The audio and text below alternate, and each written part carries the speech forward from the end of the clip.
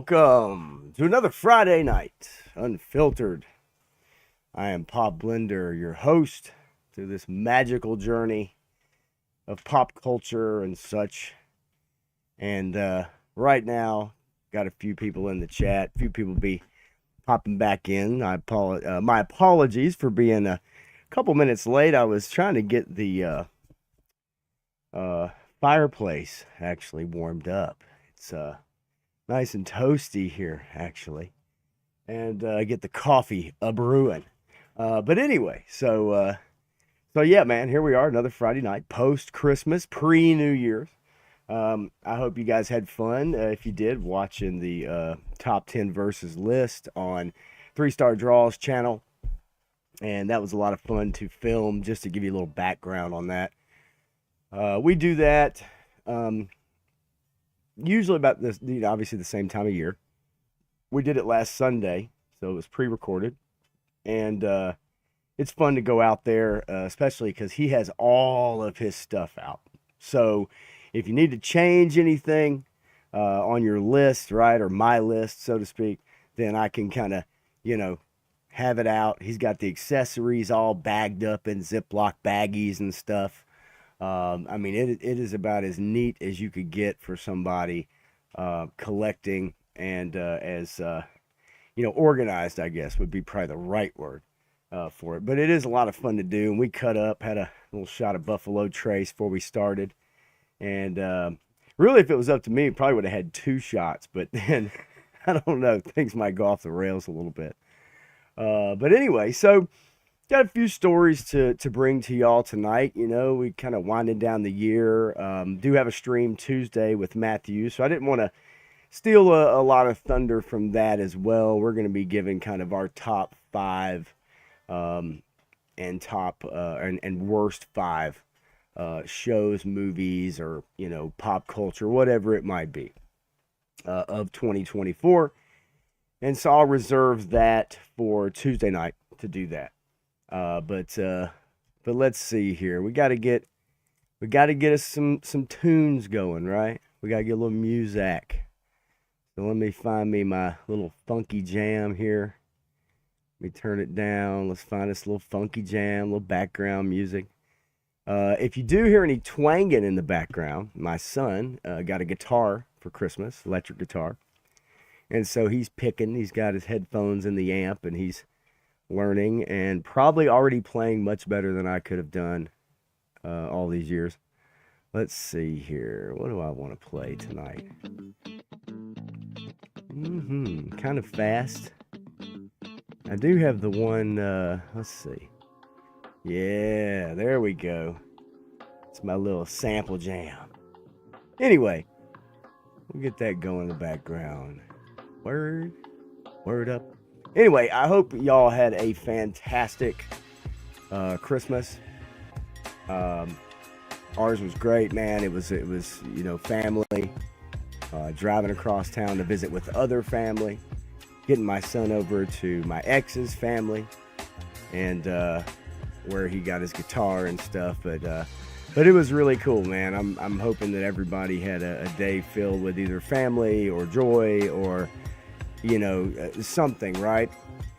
And for those of you that didn't have to do anything, didn't want to do anything, or maybe just were at the house alone, maybe watched some Christmas movies or something like that, it truly is probably my favorite time of the year, to be quite honest with you. Even the music, I like Christmas music, I really do. And so I really enjoy it. And honestly, especially I guess with a kid now, seeing them, enjoy opening stuff. But honestly, what I've noticed for myself is that my son is growing up, and so to watch him become a young man, he wanted to shave. He wanted to be clean shaven for Christmas. He wanted to make sure he had on a decent shirt, right? He worried about those things, right? But he's also interacting, having conversations, trying different food now that he would never eat before. Those are big deals. And so to watch him kind of grow and get older and, you know, see his personality come out, where he feels like he can now interact with the family and adults is just really, really cool to see. And I enjoy it. I really do. So I was really proud of him. And, you know, tough Christmas. We lost a family member earlier in the weekend. So that was difficult. And it kind of, you know, changed this season. But at the same time, it wasn't something that we were going to let change Christmas as much. We really tried to honor and continue on with the traditions and stuff. So it was good. It was sad, you know, to an extent, but it was also good just with having, you know, family around. So it's very important. So I tell you what, let's hit up a little chat here. Frostbite, G.I. Joe Repro. Man, love it, baby. Pibbity pop, let's rock. Love you, man. The Land Down Under coming at you live. 3-star draw. Unfiltered, let's go. Clint Jorgensen, is today the 27th or is tomorrow? I've lost track. For Frostbite, it's the 28th, but for us, it is the 27th, Friday, 2 days after Christmas Day. Yeah, me brewing some coffee. So, anyway, Menjoza is here as well. Let's see, Matthew Matson stopping by. Frostbite's G.I. Joe Repro, you are a loyal MFer. Thank you for your support. Yeah, no doubt, man. Really, and everybody here, really. I mean, I see the same folks, you know, week in, week out, different streams, when it doesn't matter, and I appreciate it. I know I do. I know 3-star appreciates it. I know Matthew does as well. And so really, thank you very much. Did I wear my Pop Blender shirt to the family Christmas party? I did not. Although that might have been pretty good. No, I didn't wear it to the party or get-togethers.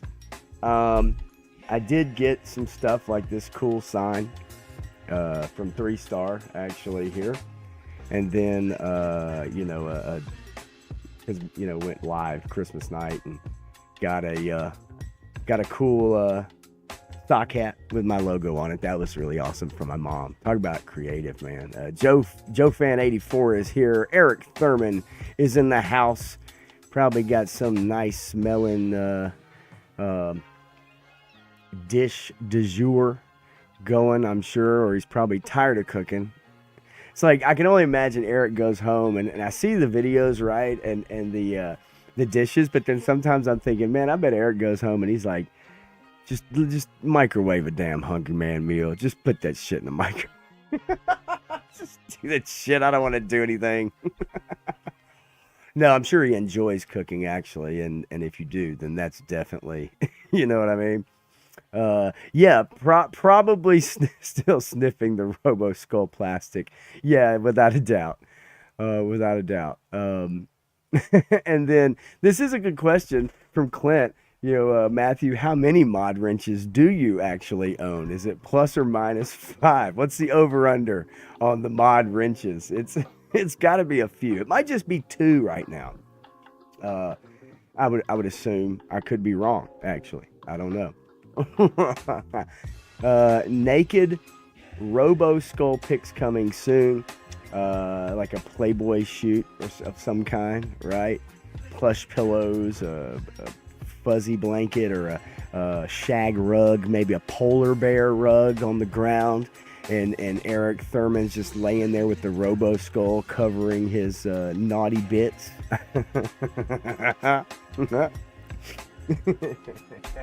That would be awesome. So Matthew says I have 4, possibly 5, maybe. That sounds about right. Meals to smash Cobra 2. You're right. I mean, seriously, Eric, you're like on the way home, and you know, it's like, fuck, all right, I'm just going through Wendy's tonight. I'm just grabbing some. I want a junior bacon cheeseburger, light on the mayonnaise. To hell with it all. He's probably one of the healthiest people we know, to be quite honest with you. I wouldn't doubt that at all. Joe Fan 84. I'm trying to get a picture of some Joes under my tree before I put it up. My cats, however, cannot and have never been able to leave the tree skirt alone. If you have animals, but especially if you have cats, the tree really is a playground. It's like an extra playground for them, without a doubt. I remember mine getting up in the tree, right? Like really thinking it's a real tree. And the one I had was by no means expensive enough to support the weight of a cat. Yeah, man, some of those Burt Reynolds pictures, like from the 70s maybe. Joe Namath with pantyhose on. See Eric Thurman with some pantyhose on and a robo skull and a polar bearskin rug. Oh my god. Oh my god, that's freaking awesome. Yeah, it's like a jungle gym. And I'm shocked actually, Matthew, that they never did bother yours, man. They got mine all the time. So I have the fireplace in the background. If you notice, my background for the show is a kind of a cemetery. Of course, you can't really see it actually. I don't even know. I guess there's a decent shot of it. And the reason that is because I went to see Nosferatu today.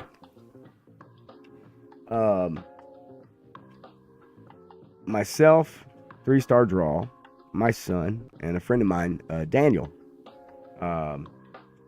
went to go see Nosferatu today at 12:30 Central Time. All right. Todd C's in the house. What's up, buddy? Yeah, that fire is burning bright. It is a television, by the way. Just so you know. Tomorrow is the day. Just so y'all know. No spoilers, Matthew, I promise. But I'm not going to spoil it, but I am going to, divulge a little bit, but not really spoil it. Especially if you've seen the movie or you know what it's based off of and you know all about it, then, but I'm not going to do that. But tomorrow is the day that my son and I actually rearrange the furniture, the desk. I get a cable management system thing to hide all the cables. And so tomorrow is the day that I get it mainly all set up before work. So I'll have a different background, no more fireplace next week, I don't think. Because Tuesday, New Year's Eve, Matthew and I are doing a stream. So I plan on having it ready to go by New Year's Eve. A couple displays behind me, corner shelving. I'll have some figures up and stuff. I have the bookshelf behind me as well. I'll have the camera in a very movable position that I can move it wherever I want. I'll have my electronic drum set up so I can record drum videos, which I plan on doing here soon as well. Playing along to different songs and stuff like that. And have a green screen behind me and stuff. So I can't wait. But it's mainly for having it's mainly for me in the streams, but having my son over here and helping me do it. That's the biggest part. Like, that's the hardest part, because there's some stuff, man. It takes two people to really try to move piece at a time, stuff like that. So plan on getting that done tomorrow and then go to work. So anyway, and Matthew says I've seen both the 22 and 1979 versions of Nosferatu. Yeah, hey, look, Joe fan, you do everything you first. That's my thing.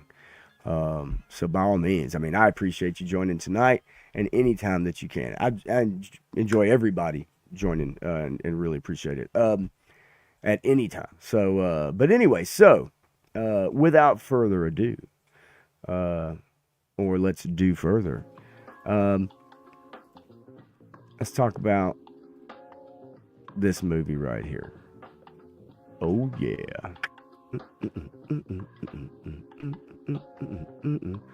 All right, Nosferatu. I'm going to tell everybody right now off the top that I think you need to go see this movie.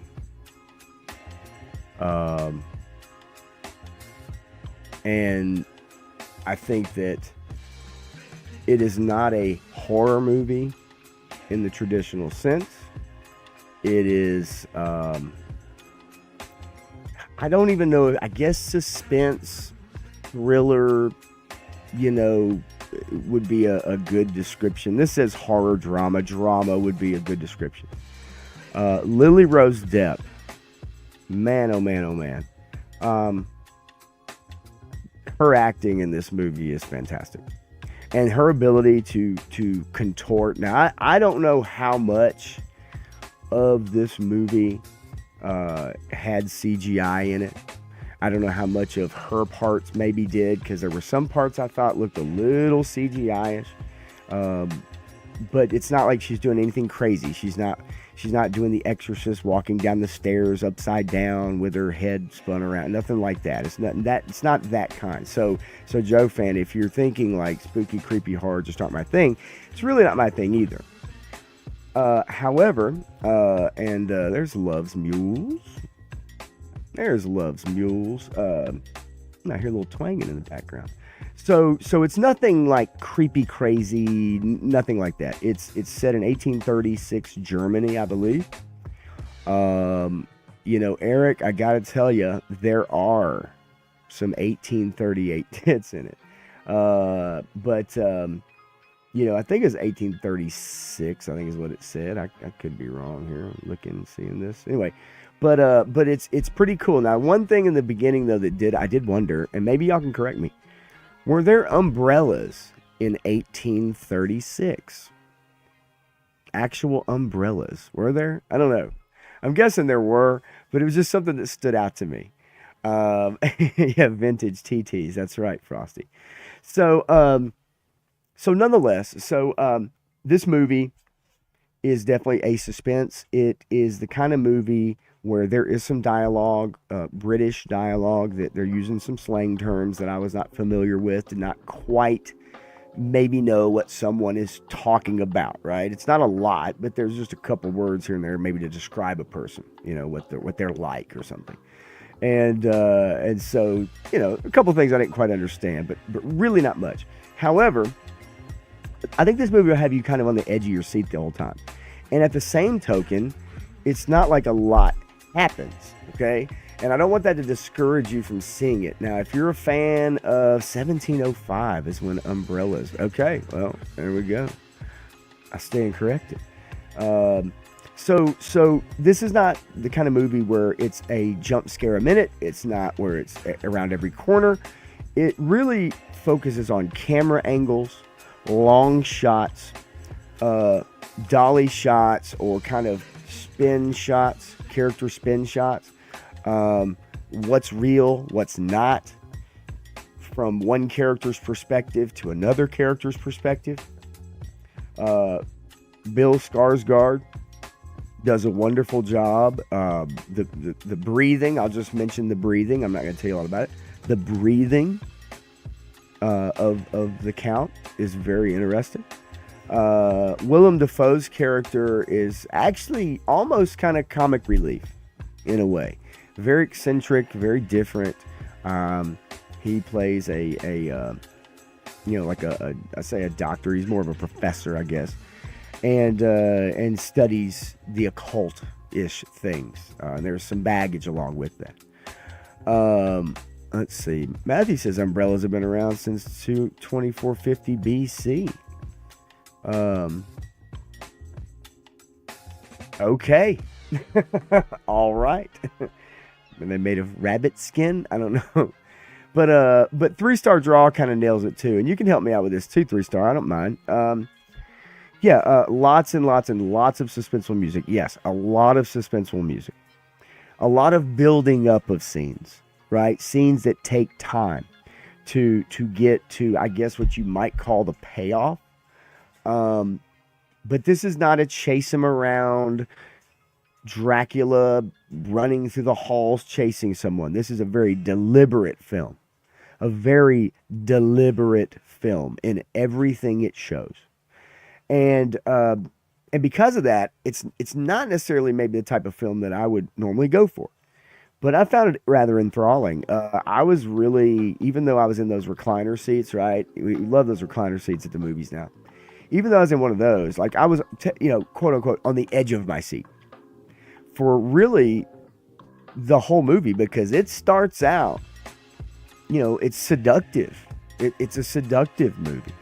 In some ways, sexy's not the right word because of the imagery, I guess. But man, the blend between seduction and uh, God, I wish I could find the word for it. Horror imagery, okay? Blood with flesh. Does that make sense? Like blood with flesh, but it's meaningful, right? It's not for shock value. It's not to stun the audience. It's not to make you go, "Oh God, that's gross." It is really it is deliberate, and it's a movie that you take your time with. I think you delight in the deliberateness of these shots, right? Very gothic, very atmospheric. Eric, I'd definitely check it out if you have the time. Joe fan, the recliner seats, the older I get, the harder it is to stay awake, especially for movies I'm not interested in. I did not have that problem with this one. Although we did see it at midday, in a way, right? So, but I get it. Especially once those lights go out. But, yeah, no, it's basically you have a husband and a wife. A husband and a wife. The wife has somewhat of a maybe pre-connection. She's able to see things. The husband has to go away on a trip, and she doesn't want him to go because she knows that something bad is going to happen. And that's pretty much spot on. He has to go on the trip, and bad things do happen. Does this movie have a happy ending?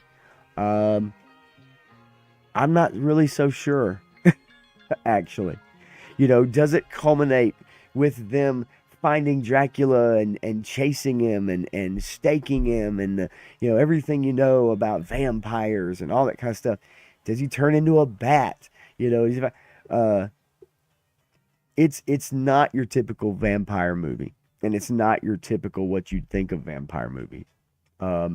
And so I really did enjoy it for that fact. I think if it was tropey, it probably would have not captured me. Yeah, it wouldn't have captured me if it was just typical trope. I think that Bill Skarsgård does a great job. Dafoe does a great job. Lily Rose Depp, man, like really good.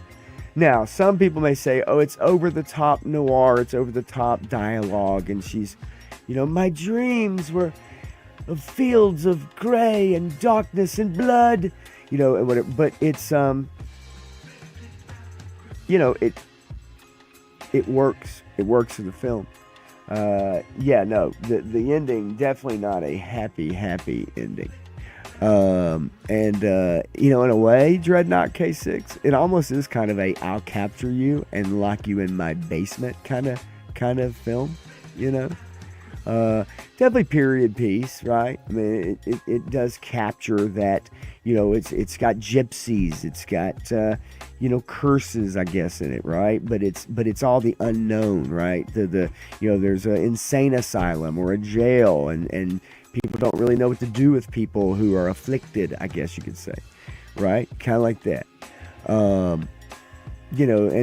It's the original vampire story from Bram Stoker. Original story told with different names to avoid the copyright. Yes.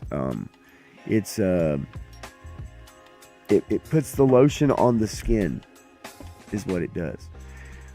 Now, I will tell you this. I did get the popcorn bucket. I got it. I got the popcorn bucket, yo. And it has, I don't know if you can see it. Let's see if I can. Anyway, it has rats. It has pictures of rats in the bottom. This thing is like super cool, detailed. Yeah, it's awesome. This cask,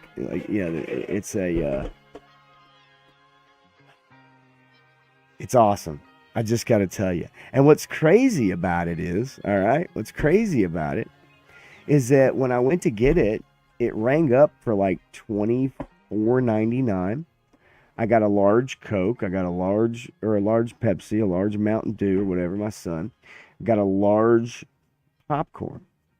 Big ass bucket. Now, I didn't put the popcorn in this, okay? But when they rang it all up, my total was $32.02. So I'm not sure. I used some of my Regal points because I do have Regal points. But I used some of my Regal points, and maybe that took some money off. I didn't pay attention to it.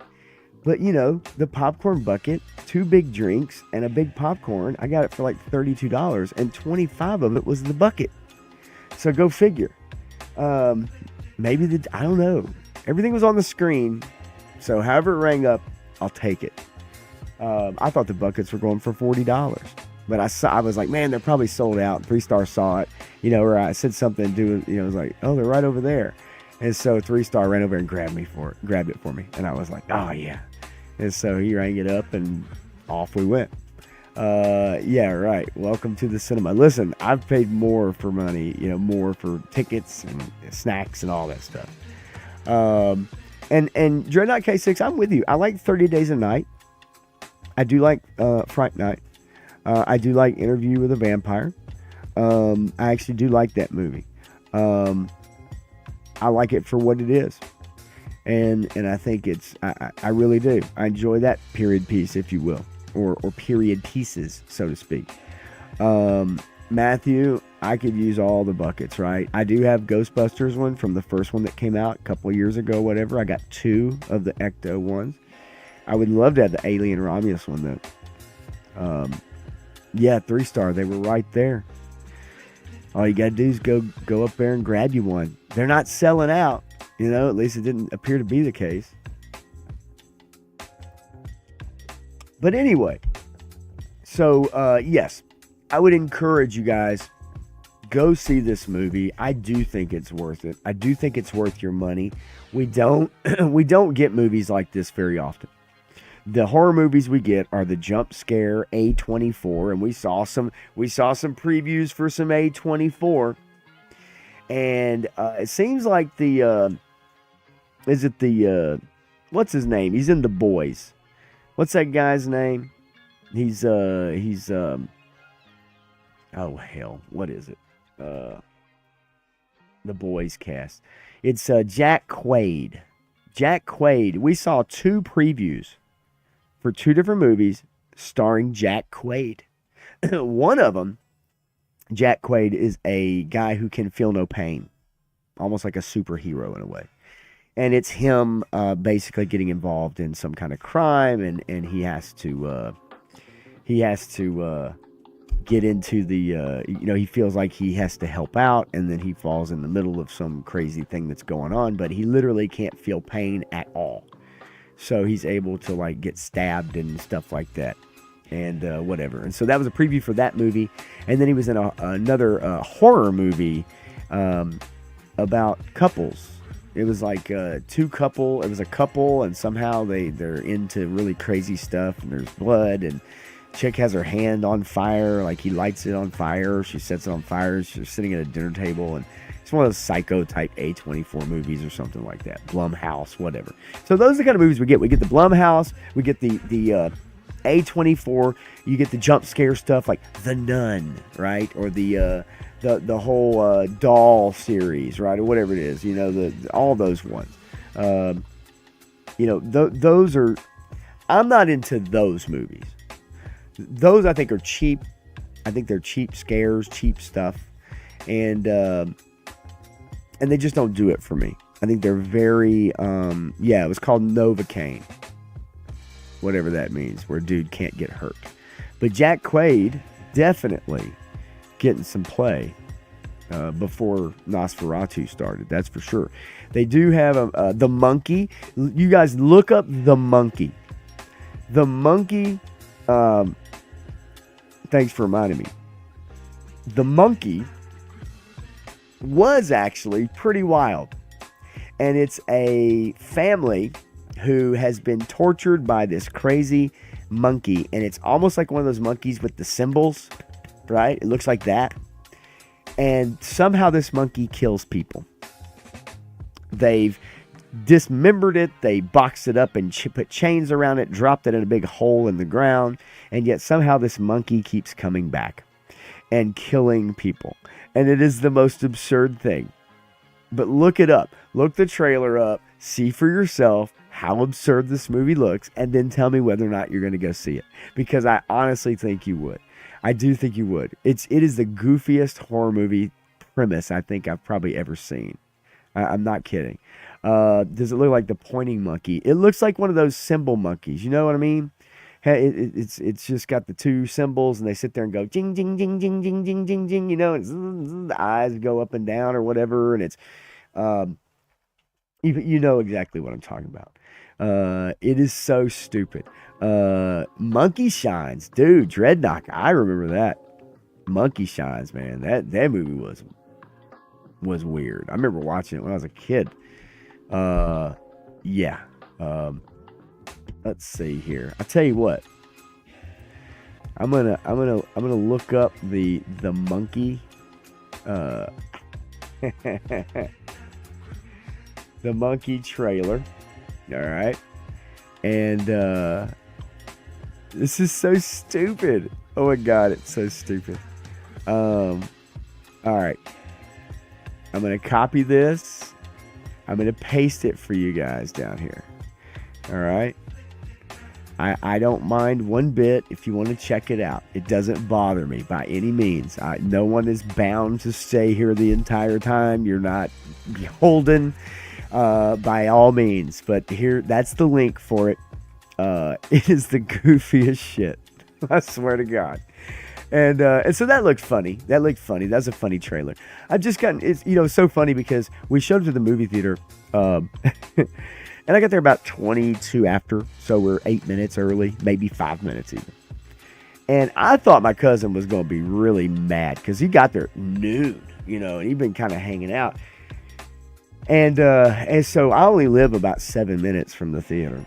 So we get there, and then my friend Daniel's there too, inside. He's already talking to 3 Star, and me and my son walk in, and I'm like, man, they're gonna be so upset. But my thing is, I used to, for many decades, love getting to the theater early. And Menjoza, yes, I think it is. I think it is based off the short story by Stephen King. I think so. But anyway, and I loved watching trailers. I hated getting to the movies late. I always wanted to get there early enough to see all the trailers. But that's back when there were A, good movies regularly coming out, and B, actual movie trailers. Now you get 7 different commercials. Car commercial, Coke commercial, a commercial for, the movie theater itself where they're playing the different famous movie phrases, and it's spoken by people coming into the movies, and they're having a conversation with each other, and all they're doing is movie phrases. But it's like nothing but commercials.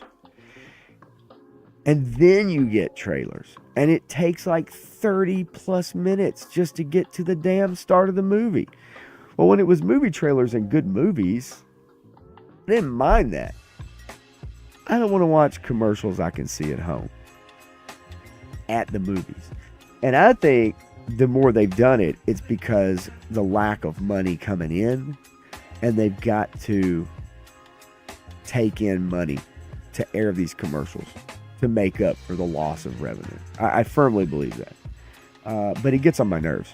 Like, it really gets on my nerves. So now I'm like, I don't give a shit if I get there 10 minutes late.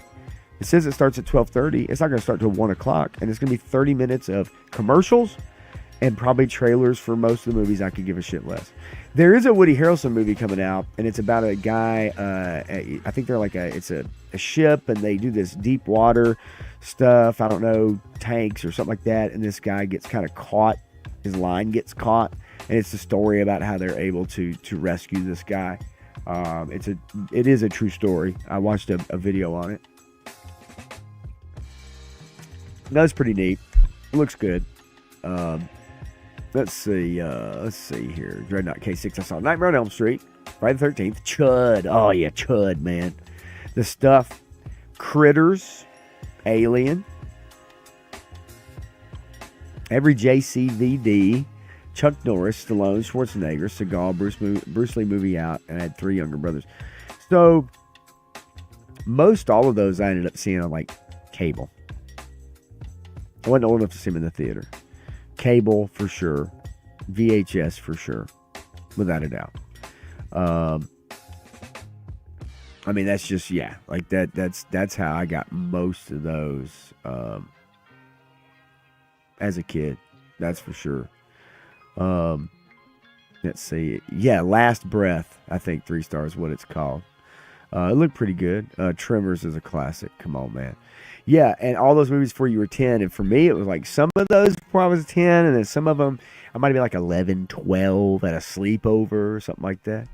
And so yeah, like those, I mean, those are all great flicks. But anyway, so yes, look, Nosferatu, go see it. It will have you just kind of just, you're staring at the screen and you're expecting something to happen. And things do happen. But it's subtle. It's got great sound design. Like really good sound design. Great music. It is atmospheric for sure. It is freaking awesome. And there are some things that are glossed over a little bit. We talked about that after the movie. Some things that are glossed over a bit about things that maybe got sped up just a tad. You know, and when I say sped up, I mean like crossing or somehow getting to a boat or crossing the ocean or getting somewhere. Those things are kind of glossed over a bit. But I don't think that it would have served the movie any better had we had a better sense of the time frame of it, I guess, you know, personally. And then at the same time, we still do get a time frame. There's like a 3-day time frame, basically. And man, oh man, it is, you know, I don't know about it's a happy ending. That's for sure. Yeah, Eric, I would imagine it'd be hard to go see an R-rated movie, especially if you have someone who, you know, really holds that standard in the household. For me, you know, my best friend's mom, she would take us to the theater and then she'd just go up there and say, hey, I'm their guardian and it's okay for them to go see. You know, it's okay for them to go see this movie. And we just go in and see a movie and she'd tell them it's okay. They also had HBO at his house too, so we got to watch a lot of stuff that I would not have seen at home. I mean, we didn't get cable until I was, I don't even know, a freshman in high school, maybe something like that. But yeah, go check this movie out. I do think that I do really think you will enjoy it, and it is a slow burn, right? That's for sure. But I really, really liked it, and I wasn't sure going in, but I'd heard great things about it from people I trust, and so yeah. I was like, I'm glad I did, and I got the popcorn bucket to boot. You can't beat that. Freaking awesome. And I got to see it with my cousin, got to see it with my son, got to see it with another guy I know. Boy, I tell you what, man, my buddy Daniel, he suffers from OCD and like ADHD really badly. Now, he's a lawyer, is what's crazy about it. He's a good lawyer. But man, he can't sit still. Like, he can't sit still. And he takes medication for it. And so it like gives him dry mouth and stuff. So he'll come to my job and drink like a whole jug of unsweet tea in one sitting practically. But he can't sit still. So he got up a couple times during the movie. He probably just had to go walk around. But you know, I was a little worried for him because I knew he had trouble just kind of sitting still. But he made it through. He liked it. I can't wait to talk to him about it tomorrow. Nicholas Hoult does a really good job. Ralph Ineson does a great job as well as one of the doctors. Aaron Taylor Johnson does a really good job. You know, in the film as a supporting actor, him and his family. And then Simon McBurney is a guy who plays well, let's just say he plays a guy that's lost his marbles or sold his soul to the devil. How about that?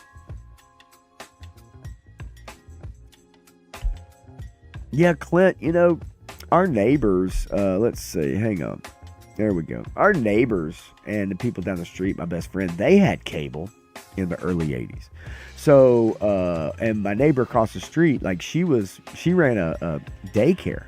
So I would stay over there after school and stuff. And so she, they had Friday the 13th on. I'd watch MTV all day. If I spent the night over there, it was, HBO or Showtime or Skinamax, so I got to see a whole bunch of stuff over there. But we did not have cable at the house. And a lot of that might have been for budgetary reasons, to be quite honest with you. Just on the real. But anyway, so yeah, go check it out, man. I think y'all like it. I did want to give y'all a little bit of news here. A little sad news. You may have been looking forward to the Batman 2 release, the much anticipated Batman 2. Matt Reeves, supposedly Colin Farrell filmed several scenes as the Penguin character in the new Batman movie, but guess what? It's going to be 2027. 2027. Now, it's supposed to be opening in 2026. Now you're talking about a whole nother year, like an entire year. Not just like, early 2027. No, a whole freaking year. I'm a little surprised because I would think that, they would maybe want to try to capitalize on some of the, the Penguin success. Although 2026 is still, 2 years past that, basically. Does anybody gonna give a shit in 2027 about Batman 2? And on top of that, with James Gunn and the DC universe or whatever now, to my knowledge, there wasn't going to be any alternate universes. There weren't going to be any other Superman or Batman. It's kind of like, that film kind of exists in its own thing. Right? And to me, it's like pushing this back to 2027. I mean, if they do a season 2 of Penguin, which I'm still not sure they're going to do, number one. And I'm a little worried if they do a season 2 of Penguin, because I'm not sure it's going to be as good. I don't know where you go with it. And I almost think you could go too far with it. Some things don't need to be completely explained, if that makes sense. Okay? And I think that pushing the next Batman film off from 2022? I mean, we got that film in, was it 2021? I'm trying to remember when it came out. I'm not kidding. Like, no one's going to care by then. And it's funny, Clint, about that, right? To not take advantage of the MCU. This would have been the most opportune time to actually do that. This would have been the most opportune time to take advantage of Marvel struggling. And they've done nothing. They've done absolutely nothing. It's mind-boggling to me. And yes, we've got some of the James Gunn stuff coming out, right? And we got Superman next year, July 11th, I believe. Creature Commandos is out. But that would have been prime time for them to take advantage of this downturn. And now you see Marvel is bringing back Robert Downey Jr. They're going to get back Chris Evans in some shape, form, or fashion. They're going to get the band back together in some way. And I have a feeling Marvel's going to, experience a resurgence. Now, I could give a shit less. I don't know what this other film is. This Tom Cruise movie, Alejandro Inarritu's, or whatever it says. It's a film which still lacks a title, but it's supposed to hit theaters in 2026. You still have a long way to go for that. I mean, I wouldn't even talk about that. But yeah, nonetheless, like, by the time Batman 2 comes around, who's gonna give a shit? Like, I won't care. 2022 is when the Batman came out. So you're talking about 5 years for a freaking sequel. I mean, I just don't see. I don't see how that even takes off. I don't think it's gonna do shit, personally. I don't even think it's gonna make $770 million, which is what the first one made. I mean, seriously, like, I don't think it's gonna have near the impact that the first one did. And I thought the first one was fine. The third act definitely didn't need to be there, or the end of the third act, I guess you could say. But yeah, no, 5 years. I mean, what sequels wait that long? I mean, Avatar, I guess. Who gives it? I mean, nobody even. Avatar is the. It has to be the main or first billion-dollar film or more that I know of, that no one I know has actually seen the movie. Avatar 2. No one I know has seen that movie. And yet somehow it made well over $1 billion. Like, do you know anybody that saw that movie? Like, I'm serious. Like, nobody I know personally had actually seen Avatar 2, Way of the Water. Right? Happy Gilmore 2, yep. I'll go see that just because. I mean, I like Adam Sandler fine. I know his movies are very similar in nature. A lot of people don't like them. He calls in all his buddies, but to me, that's almost kind of fun in a way. To be able to have all your buddies do your films, right? And most of his stuff is totally watchable. I don't know if that's the greatest compliment, right? But I think most of his stuff is fine. I've liked most of his movies. James Gunn is what's holding up the Batman sequel. Yeah, it is. But then why even do it then? I mean, just, and if this is a push to just basically kill it and say, we're just going to keep pushing it off, it's going to kill it, then just fucking kill it. No one's going to be, no one's going to be shocked at that. And no one's going to give a shit anyway. If they came out with the news right now, Batman sequel with Robert Pattinson, directed by Matt Reeves, has been canceled. Does anybody give a shit about that? Nobody cares about that. Nobody cares about that. But they might as well. Let's see. Matthew Madsen. Avatar. What a fucking joke. It's the Matrix movies. Avatar movies suck. I never bought into the gimmick. Waited for the home viewing for the first. Loved the Disney ride, but the movie sucked. Yeah. The first movie was the first movie I ever bought on Blu-ray. For PlayStation 3.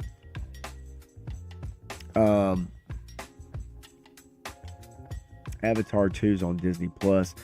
Yeah, I have no interest in seeing Avatar 2. I halfway liked Avatar, the first movie. It was fine. It was different. At least it was different. Trying something different. So I was okay with it.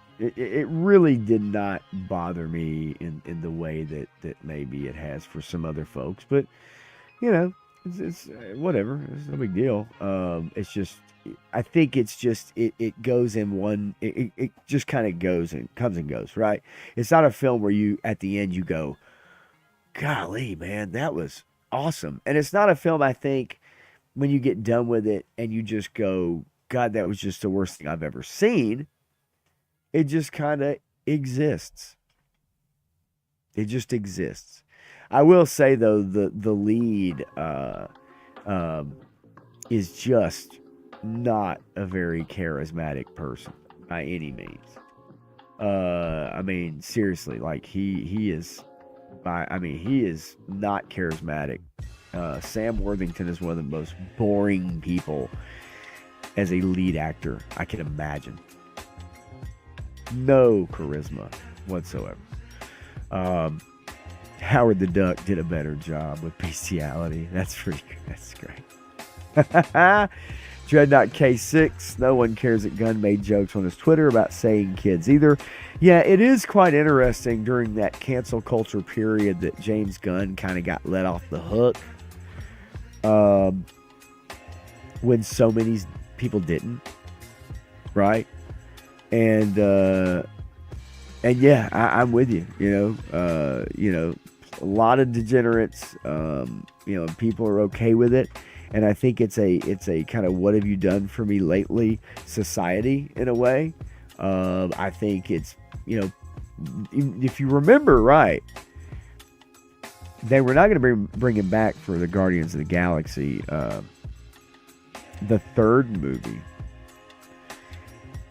And the cast went apeshit crazy and did a bunch of videos of support for him and put out all this. Oh, he's a great person. We can't believe, bring him back. I'm not coming back to the film unless James Gunn returns. You saw all of that. That all happened in real time. And it's somehow, I think it's not even that people get redeemed. It's that they're chosen, and the chosen ones somehow get redeemed by those in power, right? In charge. And James Gunn is one of the chosen ones for some reason. And he was able to get away with it. Matthew, heard things about James Gunn that would destroy him. His tweets, parties, confirms his behavior. He was canceled and brought back because he makes money. Yeah, right? And regardless of whether he'd written the third movie or not, the bottom line is that the cast themselves went to bat and said, we're not coming back. We're not going to do this. And of course, Disney, listen, let's not kid ourselves. You want to talk about a bunch of degenerates. Disney fits the bill pretty well, right? So it doesn't surprise me that Disney brought him back. Although they fired Gina Carano because of her overly anti-Semitic posts that she liked. Talk about getting a raw deal. Speaking of which, the Elon Musk funded Gina Carano lawsuit against Disney is it's basically in full swing, and I really hope we get to some discovery, because I'd love to get some emails about Kathleen Kennedy and Bob Iger or Bob Chapek or any one of these people. I'd love to hear some dirt. Man, oh man, oh man, I'd love to hear some dirt on Disney execs. That would be great. So I'd love to get to discovery for that. I just think that would be fantastic. Speaking of Disney, I want to ask a question. How many of y'all have seen Andor? How many of y'all have seen Andor Season 1? Now, I will tell you, I actually enjoyed Andor Season 1. I thought it was the best written Star Wars show on Disney+. It's better written than the 3 sequel movies. I thought Andor was actually a pretty good series. I really enjoyed it. I thought the writing was fantastic. The lead actor is also not the most charismatic person out there. I think the rest of the cast really make that show what it is, regardless of Diego Luna. But I really did like Andor Season 1. I think it is the best of all of the Disney Star Wars, by far. Andy Serkis's performance is really, really good. in it as well. Matthew liked it. Um, let's see here. Matthew liked it. Frostbite says it bored me. Totsi says Gina could be Big Barda. Gina could be anything she wants. Dreadnought K6 says I completely stopped watching anything to do with Disney. But Frostbite does like lasers. And Joseph says, I've not seen the show. Can I get past the first 10 minutes? And I like Rogue One as well. Yeah, look, there's a plot in it about him finding his sister that doesn't ever bear fruit. It's kind of weird, and it's just kind of dropped. But other than that, there are some performances in Andor Season 1 that I think are just really, really damn good. And again, they're not from the main character, so I think even then it's paying attention to the rest of the cast. And they really fill it out well. And I think it is the best written Star Wars that has come from Disney. Well, so here's a problem with Disney. One of the many.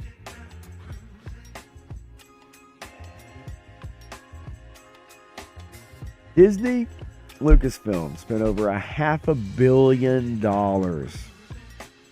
on the Andor budget. This is on that parkplace.com. It says, where is that money going? So here's the deal. $645 million on 2 seasons of this show. Now remember when they spent what was it, $200 million on The Acolyte? Is it 200, 280? I don't know, something like that. It is Star Wars, actually. It is Star Wars. It's the story of basically how the rebellion got started. And there are some interesting things in it. I really firmly believe that. So Disney has disclosed that Andor's second season alone cost a record-breaking $290 million. This is for a TV show.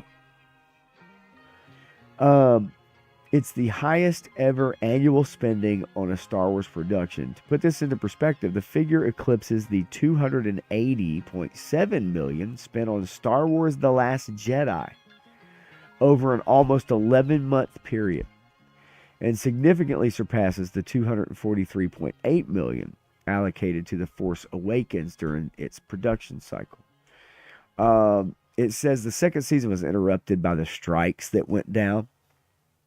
It said prolong the shoot, inflating costs further. It says principal photography wrapped in February, but post-production, a year-long process laden with expensive visual effects, continues to drain resources. Now, what's really crazy about that to me is that they have expensive visual effects, and yet for Disney, most of the time the visual effects look like crap. And they spend millions of dollars redoing effects because they don't know how to shoot TV shows. So they end up having to redo a lot of stuff. They have to re-edit, redo effects. It says that Andor boasts less than impressive viewership numbers, which is true. With its finale amassing 674 million minutes watched on Disney+, these figures pale in comparison compared to its budget. Now that show right there, you want to talk about garbage.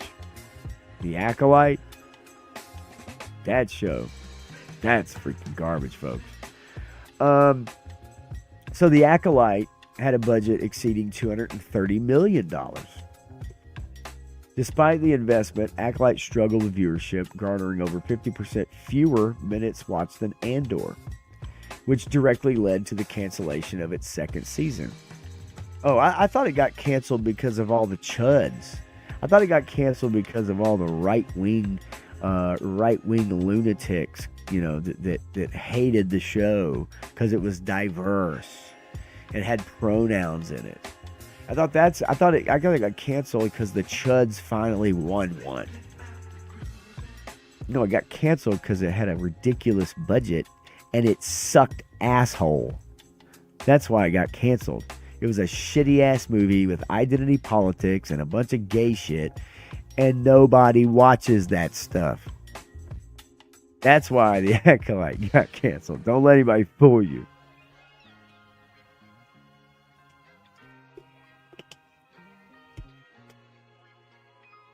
I'm just shocked that Disney spends that kind of money on television shows. I mean, one of the issues I think that George Lucas talked about, you know, when making his underground, underworld like Star Wars television show, they had to cancel it because it cost too much money. Like, it cost way too much money. So they had to cancel it. They'd already filmed a lot of it, but they had to cancel it because it was too expensive. And here you have Disney spending $500 million on something that nobody's watching, even if it is the best thing they've put out. I mean, Andor is actually really good. It is also a slow burn, if you will. But I would also tell you, I wouldn't tell you to watch it if it wasn't good. And I'm not saying it's good because it doesn't include this or that or politics or whatever. It's not that. Like, it's good writing. It's actually very good writing. And there are some great characters in it. One of the best performances in the entire show is by Stellan Skarsgård, who plays Luthen Rael. Stellan Skarsgård crushes it in this show. Andy Serkis crushes it in this show. If those aren't two names that you could trust at least as actors, you know, like, they have some of the best work.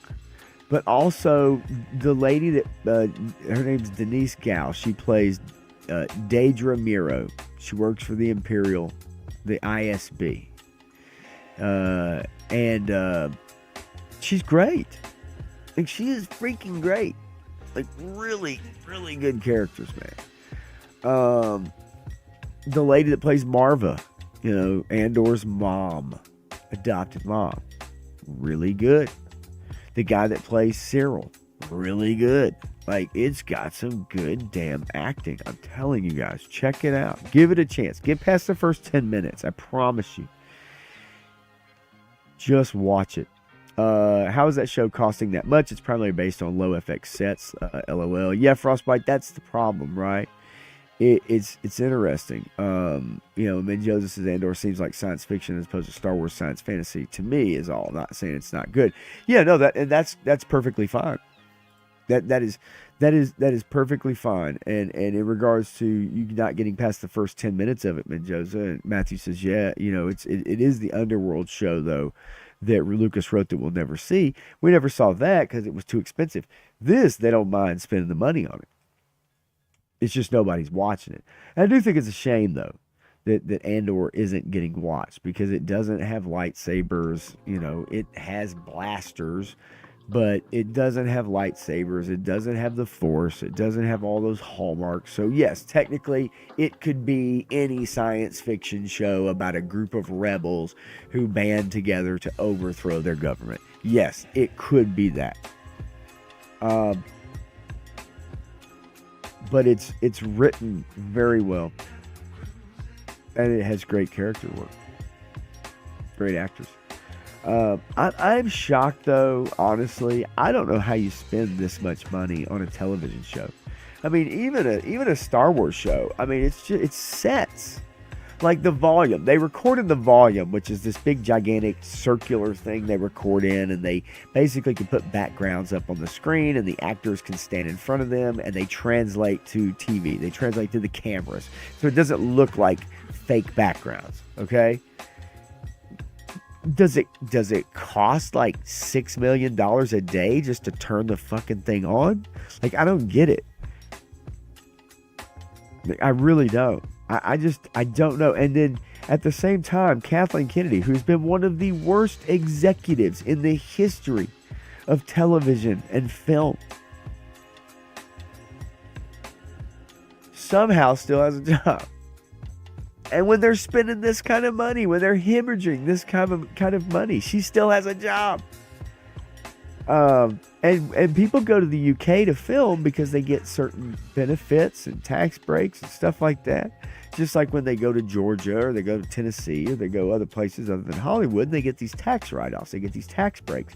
You get huge tax incentives for filming in the UK. But the problem is when you do that, you have to fill out paperwork and you have to accurately reflect your budget. That's how this information comes out, because it's public record.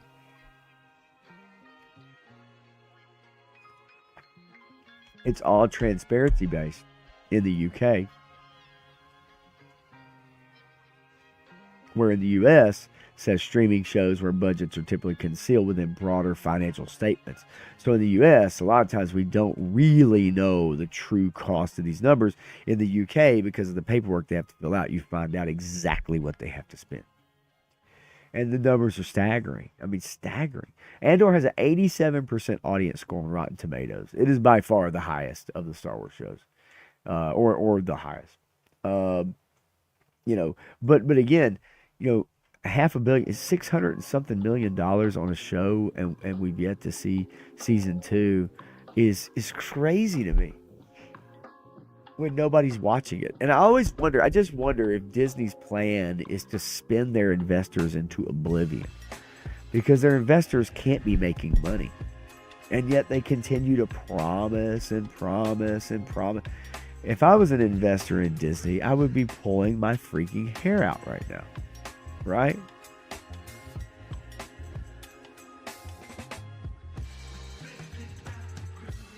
Yeah, pulling my hair out.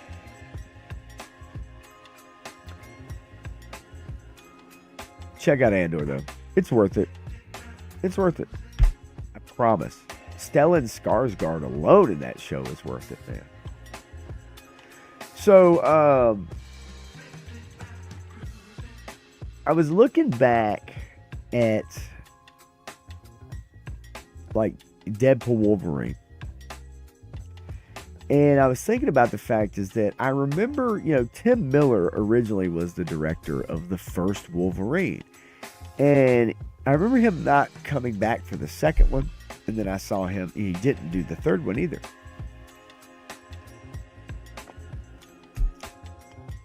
And I always wonder why that was, because Deadpool 1 was a big hit. Great movie. Like, I absolutely just... I love Deadpool 1. It was such a refreshing change from all the MCU stuff. Yeah, Eric, a funny Disney dry cleaning joke. You have to send that to me. And Menjoza, yeah, in a way, I guess watching Andor is like watching a D&D show with no monsters and no magic, but I appreciate when Star Wars delves into other things other than the Force, the Jedi, the characters we all know, right? Or just the bounty hunters, or and because I think Star Wars can seem like such a closed in IP and hard to do ideas, because it seems like everyone wants all the characters to somehow run into each other or know each other, which in a galaxy that large would be damn near impossible, right? But yet every show somehow has to be like, oh, there's Obi-Wan, or oh, there's Han Solo. Or Han Solo, he also came into contact with this person and that person. Right? And I think it hinders the shows from being great rather than adds to it. That's just my opinion. It's not, I say it's not realistic. Of course it's not realistic. It's sci-fi. But, you understand my point. Eric Thurman says, guy asks for his white shirt. Other guy hands him back a black one. And they pan up to a Disney sign. That's fantastic. That's good. So really quickly, I thought this was interesting. I did think this was interesting. So Tim Miller directed the first Deadpool movie, and he got paid $225,000. Now, obviously, $225,000 is not chump change by any means.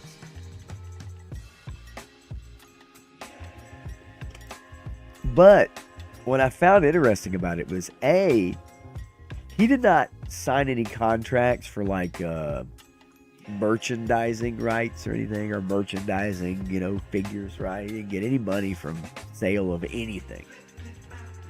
He just got paid $225,000 flat. And it was his first directing gig. Now imagine your first directing gig and you direct the first Deadpool movie. That's a pretty good gig. That's a pretty good movie to direct as your first one and do a bang up job. But he got paid $225,000 for basically 2 years of work on the film. And his agent told him, you're making more money on a Walking Dead episode than this huge hit, which earned $782 million at the box office. So it says, you guys might not know, but it's not really a profitable thing to be a first-time director in Hollywood. And I'll tell you exactly, I got $225,000 to direct Deadpool.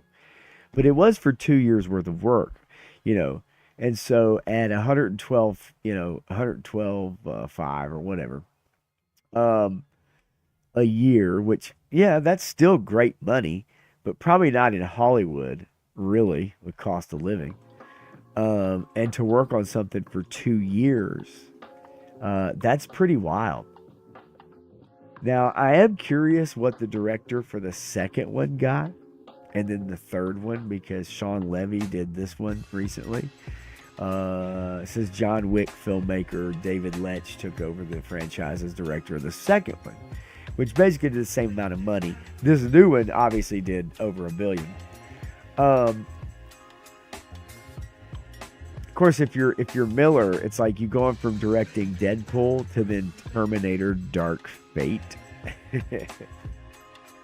And then he bounced back with Sonic. It's pretty good. So, But it is a shame, though, as big as that film did, like to work on it for 2 years. Again, don't get me wrong. I'd take $112,000 a year for 2 years. But if I lived in where this guy lives at in Hollywood, it probably doesn't go that far, sadly. But he was 50 years old when he directed that movie. 50 years old when he directed the first Deadpool movie. And I find that interesting. 50. I'm not 50 yet. I will be this upcoming year. And what that must be like to spend years and years, toiling away in television, and, decent gig, right? And then your first film comes when you're in your 50s. I mean, it's patience. That's what that is. Yes, it was definitely a prove yourself opportunity. And he did, right? I mean, he did. Clint Jorgensen says Walking Dead was great. They will come out with the movies eventually. Maybe he can direct. I don't think they'll ever come out with Walking Dead movies. Correct me if I'm wrong. And 3-Star Draw was a huge Walking Dead fan. Up until the last probably couple of seasons, if I had to guess.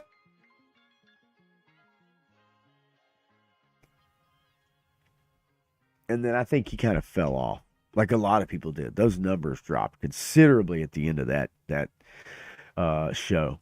Like considerably at the end of that show.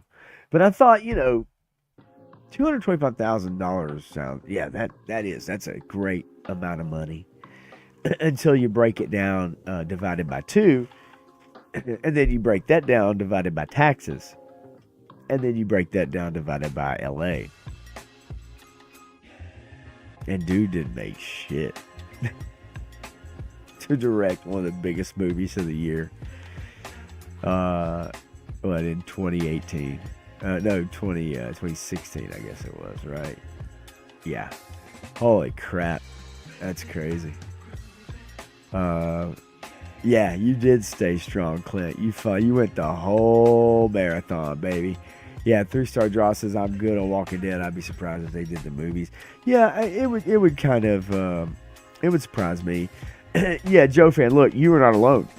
A lot of people got rid of their Disney account. We have to remember this is relatively new. This is new sledding for Disney, Paramount, Peacock, Max. You know, whichever one you want to take. Take them all. It doesn't matter. This is relatively new for all of these companies, and it's been a disaster for all of them. Netflix is the only one that's not a traditional studio / television channel or you know, company that has been successful. All the others that are basically spinoffs of their mainstream, you know, television counterpart or their studios have been a disaster. All of them, they've all lost money. You know, I can't imagine Paramount, maybe with the Yellowstone and like the Landman and some of the, you know, there's some good shows on there. Maybe they're the exception to the rule, but Peacock has lost money hand over fist year after year for NBC. You know, obviously Disney Plus has lost money. I don't know how profitable Max is even, and that's a cable channel, right? And then, you know, Disney obviously encompasses ABC and stuff like that. You know, Amazon is successful, but again, Amazon is not your traditional television. They're different, right? Amazon, Netflix, and yes, even Paramount is selling. They are looking for a buyer. So even though the Taylor Sheridan stuff is very successful, Paramount Plus is still looking for a buyer. Paramount. It just goes to show you that streaming, unfortunately, which is the way of the future, has been such a disaster. And it's completely interrupted the way that we consume content, if that's what you want to call it. You know, we used to not call it content, right? We used to not call it content. Content is an all-encompassing word that really is disingenuous is not the word I'm looking for. Minimizes, I guess, would be the word I'm looking for. What it actually is, it's creativity, it's art. But by labeling it as content, it minimizes its importance and effectiveness. Back when we used to know it as just a TV show, a movie, right? Now we call it content. That's just a generic term. It means nothing, right? But it was called shows. We liked our shows. But now it's just called content. And when the tech industry got involved, the tech industry is all about trying to streamline, right? And make everything instant, super accessible. But for the purpose of artwork, you can't rush artwork. So just filling space with content has not worked.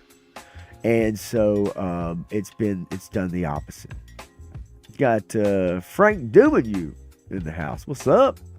Daredevil Dave. A little late. Better late than never, baby. Love it. Always. Frank, good to see you. And so yeah, I think content's just a word. I don't like it. I don't like it. I think it's a horrible way to discuss art, you know, and it really does minimize what it is about. You know, and it just slaps a label on it. It's like, well, you know, what content does Disney Plus have out? And it's like, no, you'd rather hear them say, like, what new shows are coming out? What new movies, right? Instead, it's what new Star Wars content is there? And I just think it just gives it a bad connotation right off the bat. Just a bad connotation altogether. And And I really do hate that. I feel like it's like with music now. Music, we collect as much music as we can, or we stream the shit out of it, right? And it started with LimeWire or Kazaa. It started with Napster. It started with whatever services that you used to download as much music as you could, where you could never, ever, ever listen to it all. You could never listen to all of it, but you collected the shit out of it just in case you wanted to have that song at your fingertips that you're never going to think about for the next year and a half. But you definitely want to have it, so I got to collect it, right? I got to download it all.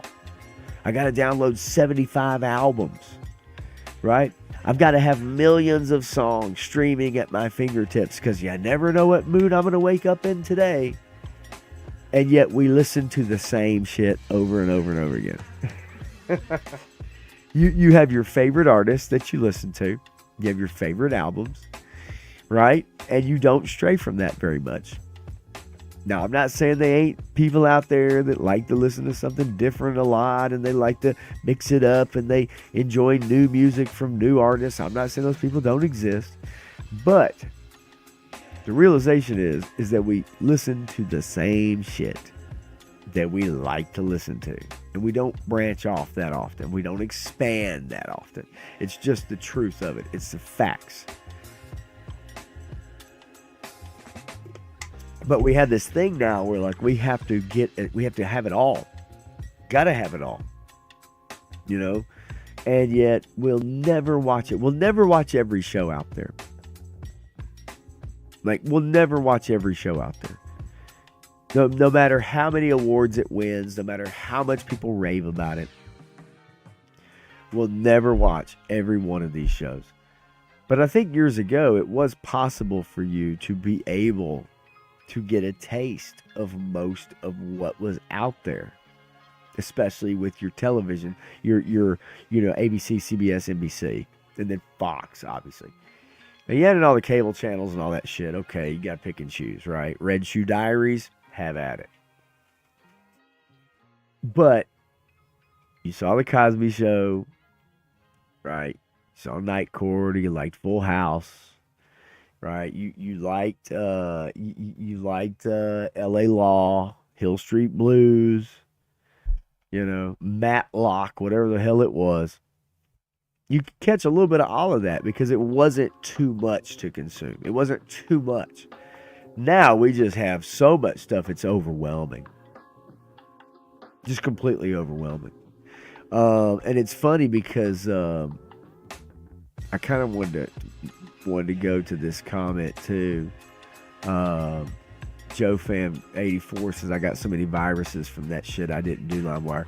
So LimeWire, I didn't get a lot of stuff from LimeWire, and the reason why is because song files are so small, it's very difficult to fit a virus file on a song file. Now, I don't know if that's changed, but back in 2001, 2002, songs that are kilobytes long, right? Few megabytes, whatever. It's very difficult to attach a virus onto that. So I was pretty confident. It's when I would download like a movie, a music video maybe. Then I was a little worried. Also, Joe fans, and I bought the CDs because I got tired of viruses, which I will tell you a story in a second. I go to Media Play, loved Media Play, and they had a scanner. You could listen to the album and see if you liked it. Yes. Plus, a worker there knew my taste and pointed a lot. Back in the day still, where you actually had people that you could talk to in the store.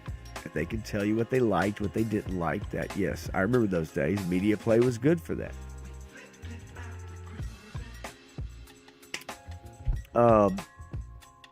I remember in 1998, 99, I worked in a mall here in West Nashville. And every paycheck, every 2 weeks, I would get paid. And I would go to the Sam Goody that was in my mall that I worked at. And I would spend probably $150 $20 a week just buying new CDs. I got so many CDs. I'd buy every Prince album I could find on the rack. I'd go back and grab everything from my childhood. Every greatest hits, man. I mean, for a good year, I expanded my CD collection exponentially. And I still have them all. I still have all those CDs. I still have all my records. All my 45s and all my 33 and a thirds. Let's see here. Frank says, I will rewatch Acolyte soon. Yeah, I bet you will, Frank. I bet you will. Up until the early 2000s, it was possible to read every book ever published. Matthew, that's a lot of books. Not now. Yeah, I mean, look. It's just everything. Music, television, movies, books, you name it. It's just, there's just so much, and it's you know, even through like your Kindle and stuff like, you know, it's just, how do you consume all this stuff? You don't have time for it. Three-star Josh says, man, I love Media Play. It's the greatest place on earth for about 3 years. Yep. Yeah, I miss Media Play just like I miss Toys R Us. What was the mall by the... No, it was Bellevue Mall, Clint, which was the deadest mall in the greater Nashville area. You know, FYE is out there now. No Sam Goody. FYE is still out there, Joe Fan. It's you know, it's definitely a anime t-shirt, toy, candy kind of store now. Frank says, I spent most of my lunchtime at the nearby mall in Media Play for about 5 years or so. Yeah, but at that time, man, if you're of an age, man, it's like, you know, and yeah, spending $100 a week, deliver pizza, get a lot to listen to. Yeah, same thing, man. I'd about $100 or, you know, $100, $150 every 2 weeks. I would just get as many CDs as I could, man. It was just awesome. And then, yes, there was a shooting at Opry Mills. Hasn't been just one, that's for sure. Let's see. I went to Best Buy and got a stereo put in. Yeah, that was back in the day, Joe Fan, right? Cartronics. Any of y'all remember Cartronics? I don't even know if Cartronics is still around. You know, but Cartronics. I had a friend that worked for them for a long time. He installed like a box in my trunk that had two 12s in it. That was a lot of fun. 212s bumping. I'd be the one guy in 2004, 2002 driving around bumping Prince. Everybody else is bumping Jay-Z and 50 Cent, like Eminem, and I pull up to a stop sign and it's some fucking 8th cut off the Prince gold record, and people are like, what is wrong with this white boy over here?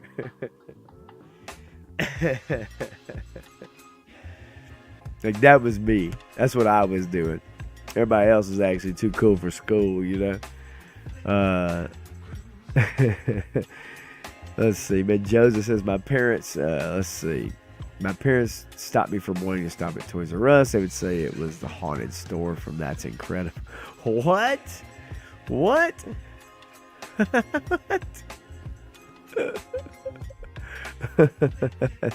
That's pretty funny. That's pretty funny. Hey, get that Terradrome, Joe Fan. Get that Terradrome. For sure. Matthew says, New York has had 2 people burned alive in the last week. Texas, 2 people killed in bathrooms in regular stores in the last week. This was weird. What? What the hell is happening?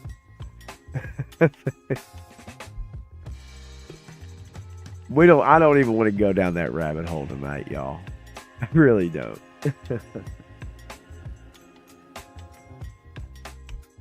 We might go down that rabbit hole next week.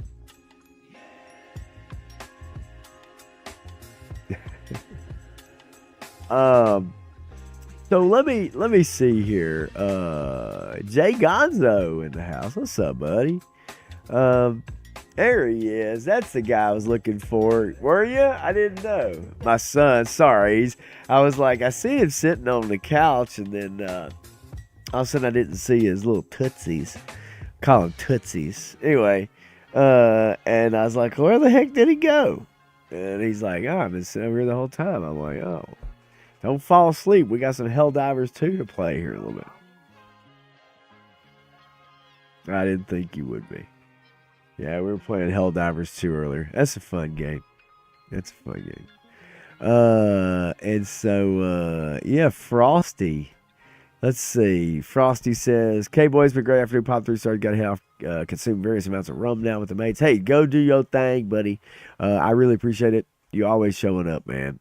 And thank you. Thank you. You go have a fantastic rest of your day. Wait, not about the burning stuff. I didn't care about the haunted store for the love of toys. Okay. No, I got you. See you, Frostbite. All right, so you guys wonder, what do y'all think that the, let me ask you this. What genre do y'all think was the most dominant out of the top 100 things watched on television in 2024? What genre do you think dominated? Completely accounted for like 75% of the top rated viewing on television. Clint, not so much. Matthew says Western. Clint says prawn.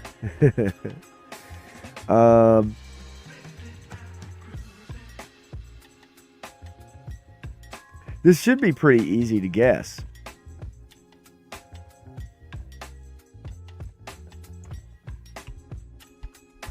Yeah, commercials is definitely a good one. Reality's a good guess for sure. Now look, video game is, good guess there. So you would think, let's see, reality obviously is a great guess. News, great guess, Menjoza. You would think maybe like your CSI, right? All those shows, right? They get great viewership every week. Oh, Clint.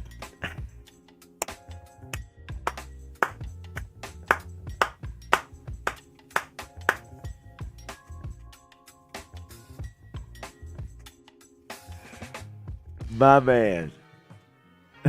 Clint Jorgensen to the rescue. You would be probably correct there, Clint. Yes, you are correct. So the reality is the NFL basically dominates the television landscape. Yes, there is a lot of that. Where's the beef? Yeah, Joe fan. There's a lot of that lately. It's so stupid. The 100 most watched telecasts of 2024, NFL, Paris Olympics, presidential debate, lots of Tracker, and the Young Sheldon finale.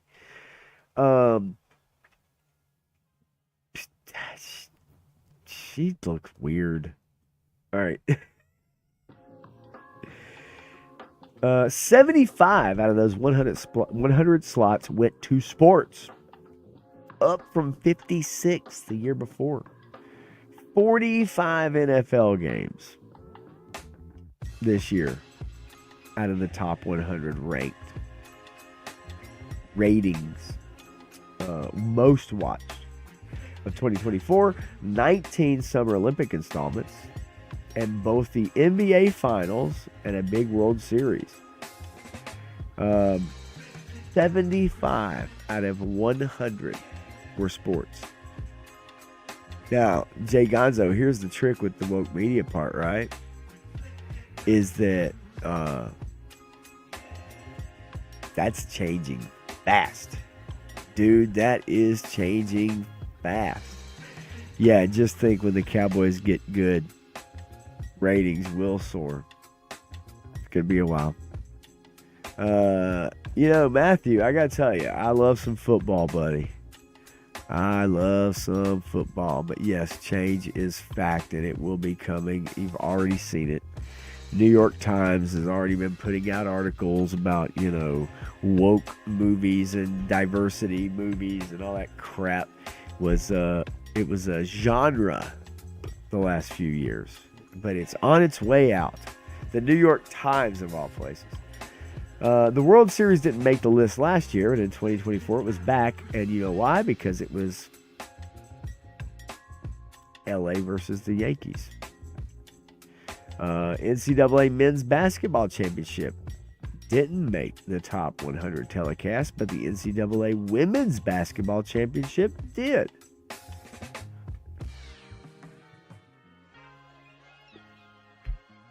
Which is fascinating. The election year made 2 appearances in the chart. September 10th presidential debate.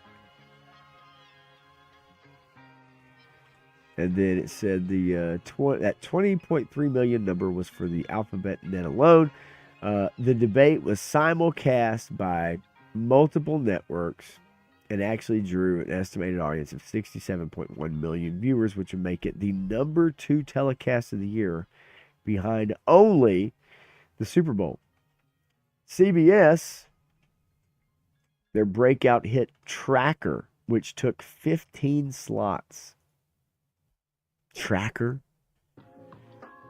At least it's not that stupid Queen Latifah Equalizer shit. They try to make Queen Latifah like she can run down a fucking 16-year-old criminal.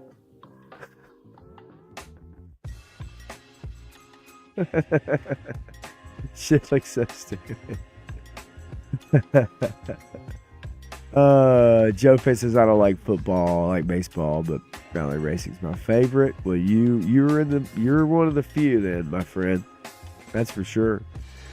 Lingerie football. The Lingerie Football League is fantastic, Joe Finn. Give it a shot. Look it up. Ain't no joke.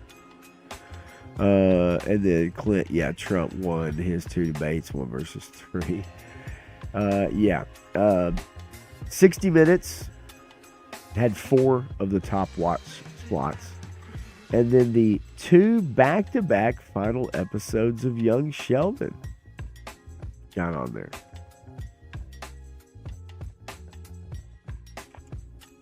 It also says the Oscars was once again this year's most watched entertainment telecast.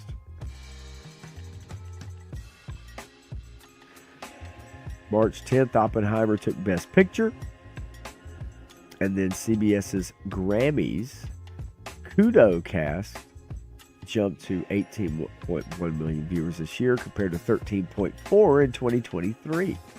The Grammys even beat the Oscars in adults 18 to 49. I'm shocked. I didn't know anybody paid attention to the Grammys anymore. I mean, I really don't. I have not talked to a single person who watched it. And I even asked a bunch of people the very next day and the weekend after that.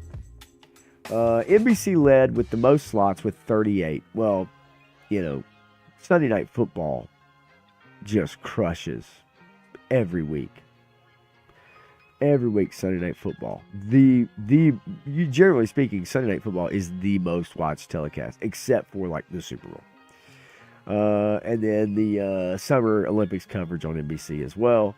So 38 of them went to NBC, 25 went to CBS. ABC had 12, Prime Video had 10, Fox had 9, ESPN 5, 1 for Fox News. One thing that ultimately has been true for many decades and will always hold true is that football crushes it. Professional football crushes it. Look at this. Most watched primetime telecasts. Super Bowl, NFC Championship, San Francisco versus Detroit. AFC Divisional Playoff, Kansas City versus Buffalo. NFC Playoff, San Francisco versus Green Bay. NFL Playoff, Detroit versus the Rams. NFL Thursday Night, NFL Sunday. And then the presidential debate at number 12.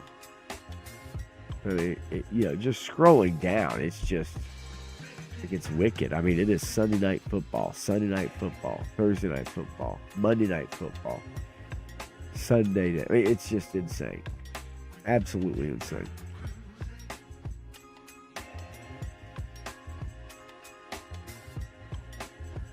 Oh, yeah. Let's see here. Oscars. Yeah, I'm with you, Matthew, right? I agree. Same way. I feel the same way.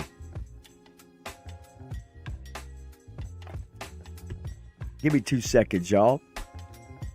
I'm going to raise this desk so I can stretch my legs just a little bit. Give me 1 second. I'll be right back.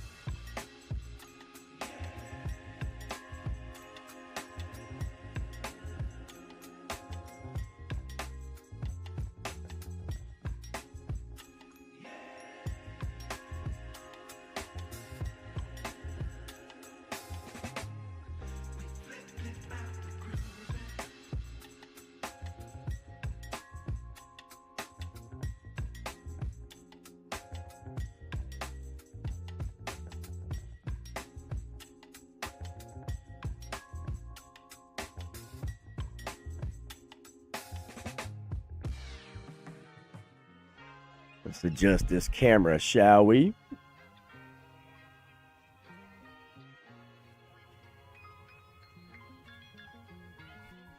Gotta love that live shot, right?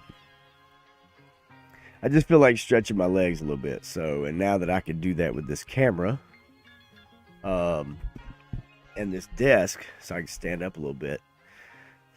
Okay, so, look at that. There you go. Gotta stretch and release those gas bubbles.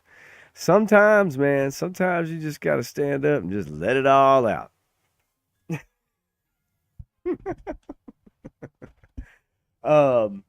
No, for real though. I have to say,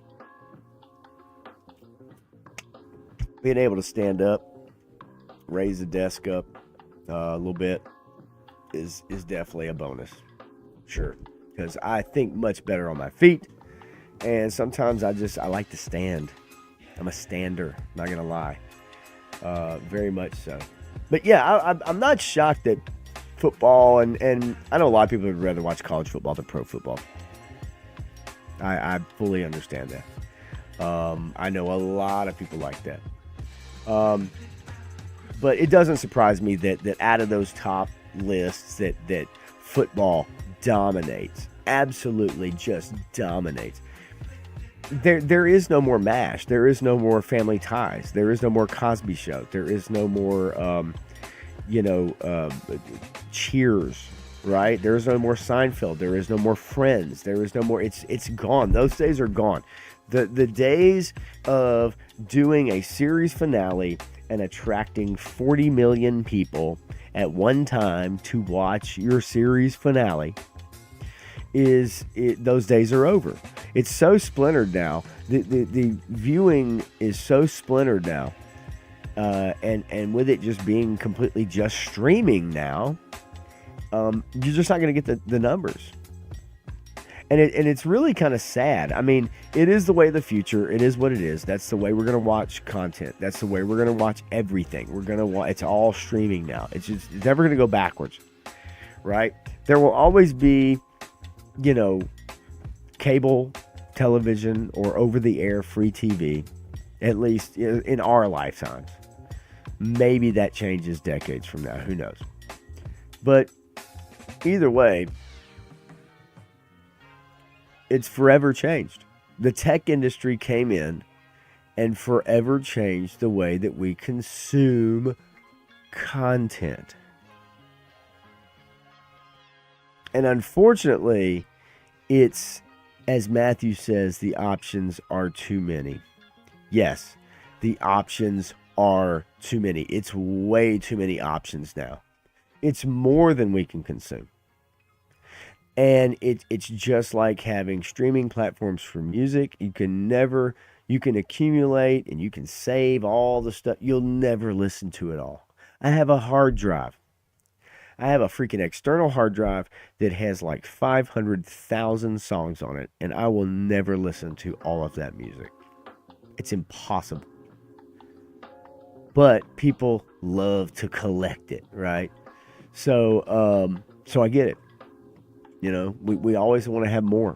You'd rather have more food than less food, right? You'd rather have more clothes than less clothes.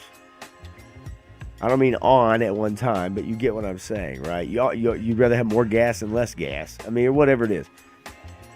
You always want to have more. It's just in our nature. And so we want more options, but we'll never be able to watch all those options. Hell, it's enough for me. Me and Matthew talk about these shows every week. Do you think I don't know how he does it. I don't have enough time to watch. And I have more time on my hands than he does. I don't have enough time to watch every episode of Cobra Kai, Landman, Tulsa King, Skeleton Crew, whatever animation that I want to do, this, that, whatever. Like, I don't even have time to do all that. You know, like, I mean, with a job. Now, if YouTube was my only job and I woke up and I was like, okay, this is what I got to do for a living, so I need to sit down and watch 8 episodes today. I got to put in 8 hours today. Yeah, sure, if I was getting paid for it. But when you're not getting paid for it, that's hard to do. That's a lot of shit to watch. And yes, I love this desk. I'm not gonna lie. You saw it at Christmas. It's freaking awesome. I love it. It's a motorized desk, and it raises. Hit the button and it raises up. It lowers it down. I love it. It's beautiful. I'm not gonna lie.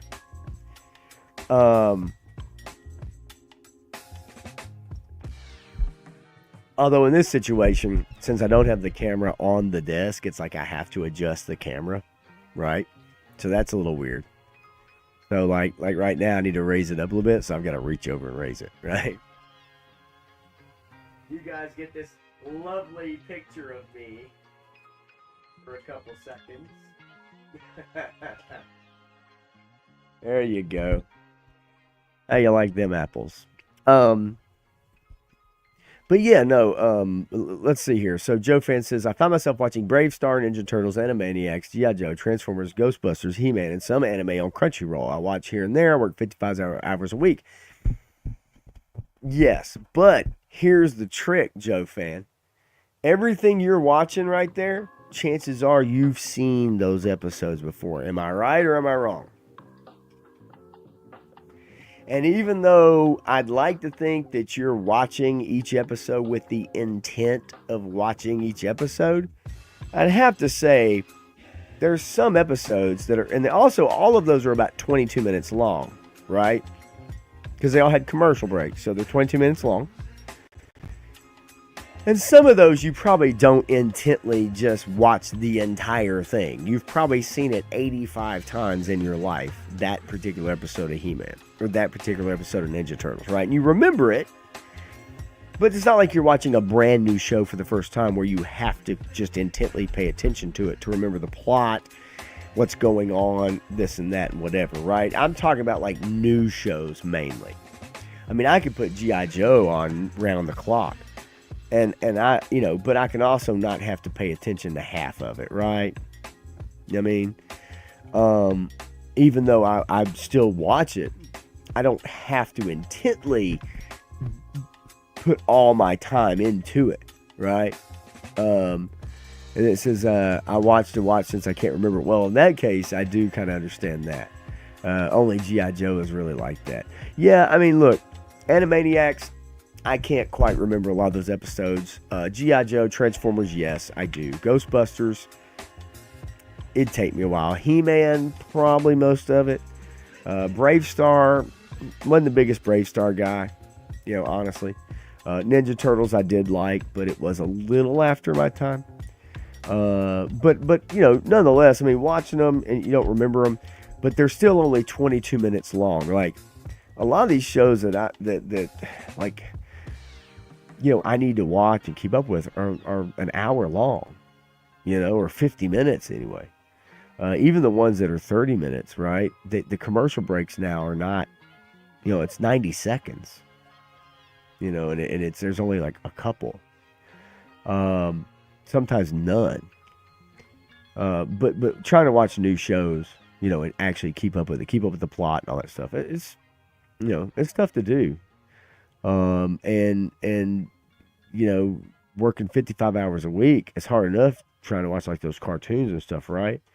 But then mix in like 2 or 3 hour long shows where, you've got to fit that in somewhere too, or more. But it is something in the new year that I need to do a better job of actually managing my time, to be quite honest with you. I really do. I mean, that's just the truth of it. Let's see here. I thought there was one more thing that I had sent to myself before I get y'all out of here on a Friday. I will say that, there we go. That's what I wanted to bring up. Boy, oh boy, oh boy, oh. Ladies and gentlemen,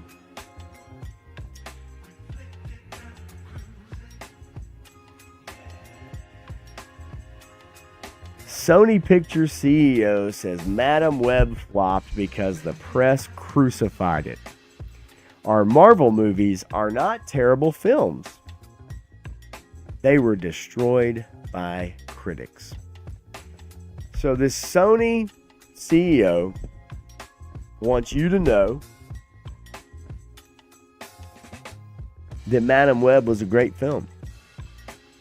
Craven was a great film. Morbius was a great film. And Venom 1, 2, and Trace were great films. Amazing films. Expanding the spider lore. Expanding the Spider-Verse with no Spider-Man. Sony Pictures CEO Tony Vinciquerra recently told the Los Angeles Times that Kraven the Hunter is probably the worst launch we had in the nearly 8 years he's been at the studio, adding, I still don't understand, because the film is not a bad film.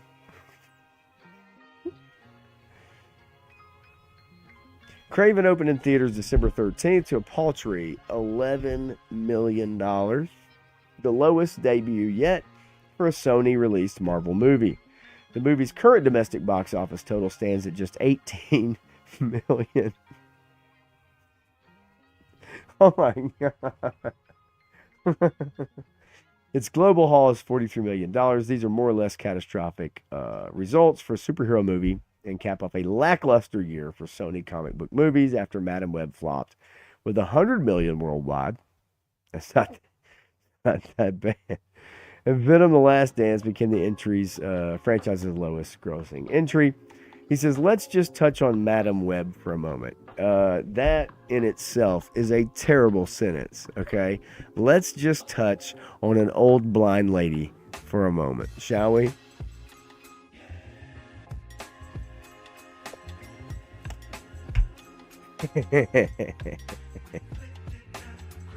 Madam Web underperformed in the theaters because the press just crucified it. It was not a bad film. It did great on Netflix. For some reason, the press decided they didn't want us making these films out of Kraven and Madam Web, and the critics just destroyed them. They also did it with Venom. But the audience loved Venom and made Venom a massive hit. These are not terrible films. They were just destroyed by the critics and the press for some reason. The critics' aversion to Sony's Marvel movies is one reason Vinciquerra thinks the studio needs to rethink how it moves forward with its Spider-Man universe tentpoles. It's snake-bitten. If we put another one out, it's going to get destroyed no matter how good or bad it is. Okay, that we have to stop right there. Record scratch. Those movies fucking suck. They're fucking terrible. That's the truth of the matter. Those movies are bad. They're bad movies. And you know why it got watched on that? You know why Madam Web got watched on Netflix? Because people were watching it to laugh at it. People were watching it to laugh at it. And Morbius, for some reason, Sony was so stupid because of its Morbin time memes. that they put it back out in theaters, thinking somehow that it was because the film would get some legs because of the memes, not because they were so out of touch with the memes that they thought people liked it because of the It's Morbin time. They totally misread the room.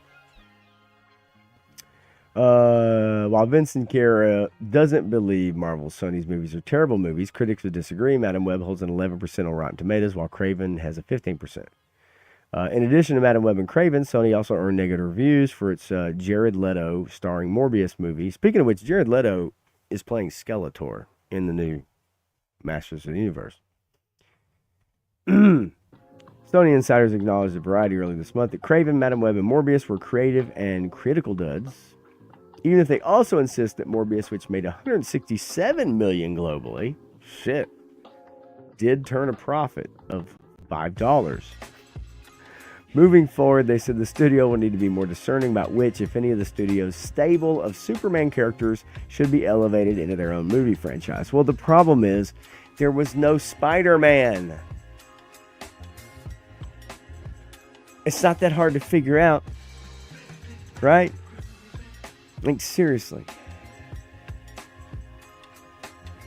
Like, it's not that hard to figure out.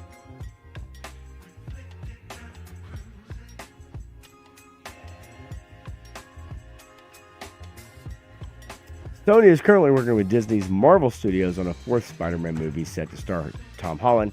You know, I'll be honest with you too, and here's the thing, I bang out of this. I'm not even sure that new Spider-Man movie is going to be that great. Like, I don't even know that it's going to do that well. I think this next movie will be the lowest grossing one of all the four together. I think they did everything they could do in the last one. I think that was the best that they could do, bringing the three different Spider-Men together in one film. I thought that was a culmination. I thought it was a great idea. And I think that ultimately, at the end of the day, the next one is going to suffer from unfortunate burnout. I really do. Spider-Man is the most popular character in the world. I think no matter what country you go to, you could show a picture of Spider-Man, and I think most people would be able to identify Spider-Man. I really believe that. And so, but I think this next movie, this next Marvel one with Tom Holland, I think it's not going to do as well as they hope it does. Because I don't know what else you can do with it. It has to be so well written that, you know, it's... I don't know what you do with it. I really don't. Yeah, look, Joe fan, Spider-Man, right? Like, it is. It just is. Like, it is what it is. And as far as watching modern movies, man, look, I get it. I would say this. You just have to be discerning, right? Like, you have to be discerning, and you have to just kind of, you know, you have to research it for yourself. Or listen to me and Matthew. I mean, I know that sounds stupid, and I totally, like... I know that sounds really dumb, but like, I'm telling you, like, you know, it's not every film that I'll look for the woke shit and the dumb shit, the political shit. But a lot of times people have been so conditioned to just kind of go along with it that they don't even see it. But for me, it's just, if it's a good, you know, if it's a well-written movie, it's filmed well, it's got a good plot and good acting, I'll see it. I don't care. Right? It can have a diverse cast. It can have a female lead. It can have a gay couple. I don't care about that shit. If it's written well, I am A-okay with that.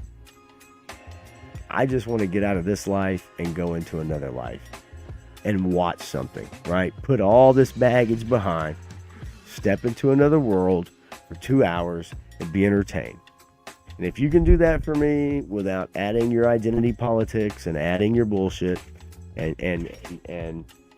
beating me over the head with it, I'm good with it. Even if it has some of that stuff. If it's well written, I don't care. Most of the time it's not, though.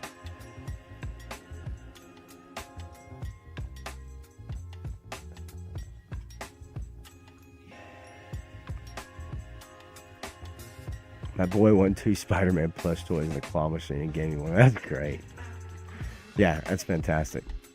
But yeah, no, I mean, I don't know what they're gonna do with this new one. Right? I don't know what they're gonna do with this new Spider-Man movie. His friends don't remember him. Is it gonna be the story of him making them remember him again? Great. Because that's not exciting to me. I just assume them not remember him forever. That storyline's been played out. It's done. It happened.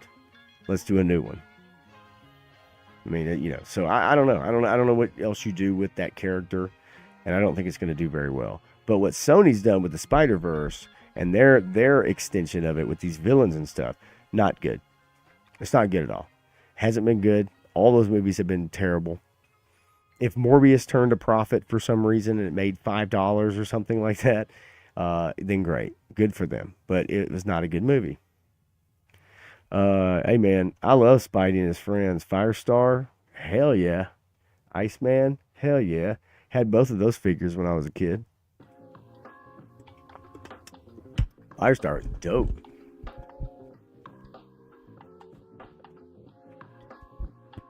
But nonetheless, yeah, I don't know. I'm curious. I'm very, very curious to see what they do with the new Spider-Man movie. But what Sony's done has been a disaster, and it's because they tried to do things without Spider-Man. And I don't know how those rights are all tied up. I don't know how that all works. Right? Like, I have no clue how that all works. But what I do know is that them trying to make a Spider-Verse villain-verse without Spider-Man has been a disaster. And if they had done something with Spider-Man and then a Sinister Six movie, all of that together, that would have been fantastic. And it probably would have done well. But either A, their inability to do it, B, their unwillingness to do it, or C, the rights being where they are and them not being able to do it because of Marvel or Disney or whatever, you know, it is what it is. So I don't know. It's a weird thing between the two of those companies and how they have it set up with the royalties and then, like, you know, in the Marvel ones, you know, Mary Jane is not Mary Jane, she's MJ, right? So they can't use the Mary Jane character. So the shit is weird. I mean, it's just weird. You know, Swarm, maybe, but, like, it's hard to have those standalone characters without Spider-Man. It just is. Like, I don't know how else to say it. Like, they need a person to fight at the end of those movies. They need someone trying to track them down. If each one of them was Spider-Man having to deal one by one, and then they all got together in one big movie, and then at the beginning, the first half of it, Spider-Man gets his ass kicked. Then maybe he has to team up with Venom or, you know what I'm saying? Like, whatever. And come back and whoop that ass at the end. Maybe he teams up with Daredevil. I don't know. But again, the rights are so murky and it's all messed up that stuff will probably never happen. So, you know, what do you do? I don't know, man. I think in the next 5 to 10 years, the way movies, the scene, the companies and everything, I think we're just going to see a huge shift. And I think there's companies that have been around for 100+ years that are going to disappear. Like your MGM or something like that, or whatever. You know, maybe in name only, but like just mostly as a tribute. And I think ultimately either Amazon and Netflix are just going to rule the world when it comes to movies and shit like that, because Hollywood is just, it's like done.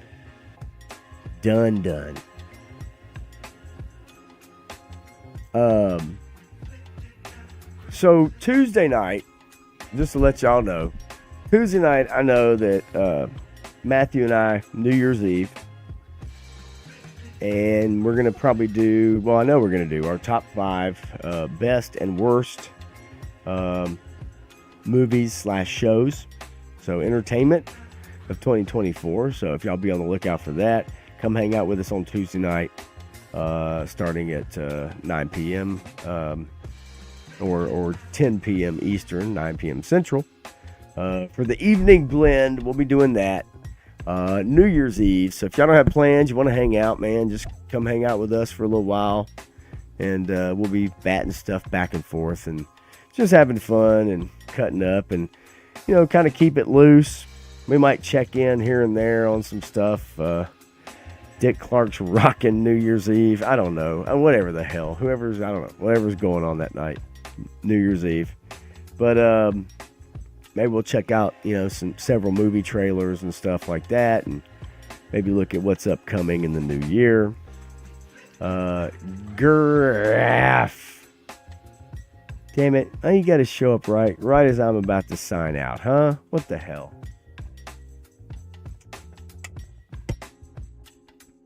Yeah. New Year's Day, I got to work that night, Joe fan. And so we'll see. I mean, I can stay up late. I don't have to work till 4 o'clock in the afternoon. So, but yeah, hey, definitely check the replay, my friend. Everybody hit the like button if you would be so kind. And of course, I'll be back next Friday for sure, 100%.